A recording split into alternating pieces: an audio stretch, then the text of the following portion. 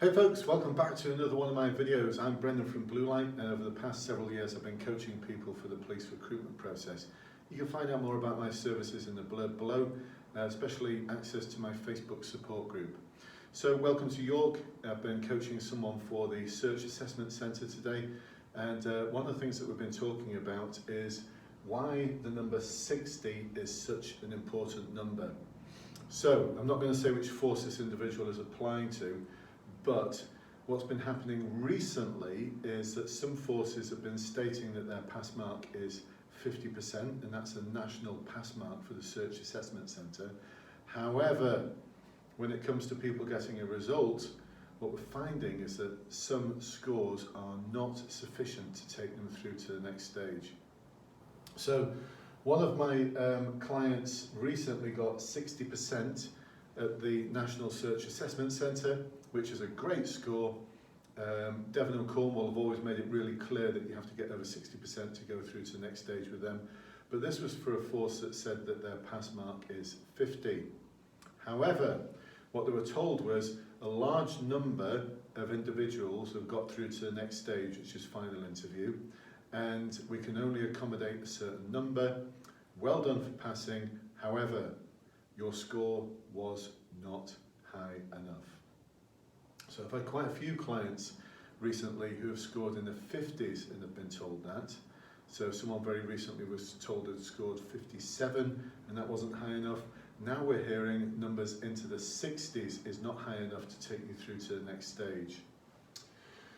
So what a lot of forces are doing now is they're actually being open about this. So Durham Constabulary is an example. They set out right from the outset that you've got to score all A's in the application form before they'll take you through to the assessment centre. And the way they choose people for the final interview is they'll take the top scoring candidates first, and they'll get to a certain point where they've got enough candidates to fill the places that they have available over the next year, and then they cut it off. So what they're saying basically is the pass mark might be 50% nationally, but we've got a floating pass mark depending on our needs. Now, if only most forces were a little bit more honest about that, because we've now got candidates who are in this sort of limbo. Whereas the person who got 60%, and that was for Gloucestershire, was told that's the end for you. Others are being told we'll keep you on file. Now, what does that mean? And if the situation changes, we may invite you for a final interview, but you may not. So it's a bit naughty that really, but it's happening. That's something that's happening. So what else could happen? What other issues may you face? Well, you may be one of the lucky ones. Actually, it's not luck. I never wish any of my clients luck.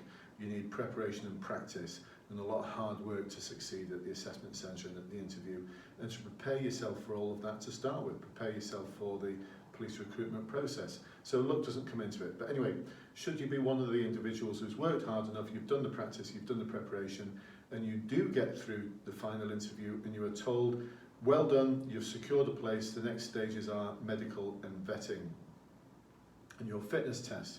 So you may do the fitness test, but then they may hold off on the medical and vetting. And the reason being is because although they've recruited people for a certain number of vacancies, they don't actually have those vacancies. So Humberside is a classic in point at this moment in time. I'm making this video in May 2019. I've got clients who were interviewed for their final interview in the summer of 2018, and they were told they'd passed, well done.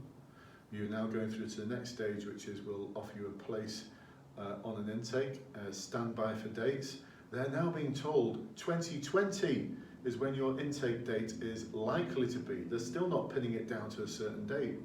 Now, I don't know of any other sector that would treat its potential candidates like that.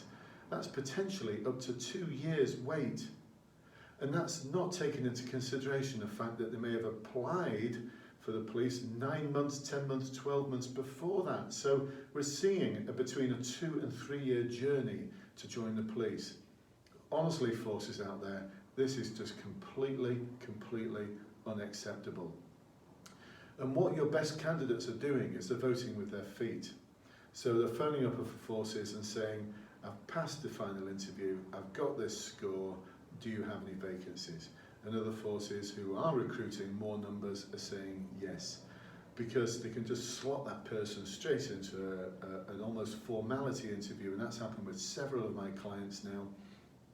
Even though the force might not be advertising that they'll take on transferee scores like that, ring them up, explore the options with them. If they want you badly enough, they will take you on. So quite a few of my clients have had another interview, another final interview, which has been a bit of a formality really, and they've joined another force. So whether that's the case or not, it's still unacceptable. But so a few little things you can do to counter that. Before I apply to a certain force, I'd get in touch with HR and I'd ask them, what's your track record like? And when are these vacancies going to be open for? When do you anticipate the intakes are going to be? Try and pin them down. And tell them your concerns that there's forces like Humberside which are dragging their feet, and you're really worried about this because you don't want to put your life on hold for 2 or 3 years. Surrey did this recently as well. They were so poor at it that eventually they just had to let this batch that they're told you've been successful go. Before they let them go, they told them that, by the way, Sussex are recruiting, would you like to transfer your results over? Well, what if you don't want to live in Sussex and you live in Surrey? You've been led down a garden path for a couple of years, thinking that you get into your dream career only to be told, actually, sorry, we don't have any vacancies. You'll have to start all over again. Unacceptable, unacceptable. So get a grip, forces. If any HR people are watching this out there, come on, be fair to people. This is about being fair and transparent and being accountable. It sounds a bit like the Code of Ethics Act, doesn't it? Isn't that meant to be your rule book? Isn't that meant to be legally, because it's the law, how you need to operate? I don't think you're being very fair and transparent and accountable in the recruitment process for some forces that are out there. So ask those questions and ask them how many vacancies are going to be. They know how many vacancies are going to be, and they know when the planned dates are going to be. And if they won't tell you, send them a Freedom of Information Act request, because there's nothing there that's going to be a danger to the communities of our country if you find out what the intake numbers are going to be for the police in the future. So FOI them, and you're not going to get a mark against your name because of that. You're just doing a sort of research which is perfectly reasonable in the circumstances. So there you go, folks. Why 60 is such an important number. I'm just wondering how high that's going to go. The highest I've ever seen was about 4 or 5 years ago, with a force that only took people to final interview for a score of 68 and above. But that was at the very beginning of austerity, and their intake size was about 20 a year, so I could understand that.